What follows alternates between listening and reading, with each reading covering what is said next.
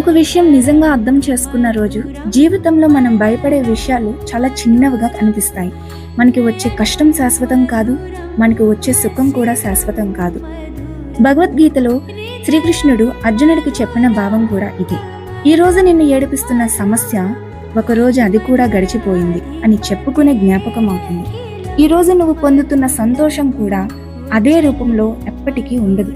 ఎందుకంటే జీవితం అంటే ఒకే పరిస్థితిలో ఉండటం కాదు, మారుతూ ఉండటమే జీవితం. కాబట్టి కష్టం వచ్చినప్పుడు నా జీవితం ఇంతే అని నిర్ణయించుకోకు. సంతోషం వచ్చినప్పుడు కూడా ఇదే ఎప్పటికీ ఉండాలి అని పట్టుకొని కూర్చోకు. కష్టం వస్తుంది, పోతుంది. సంతోషం వస్తుంది, పోతుంది.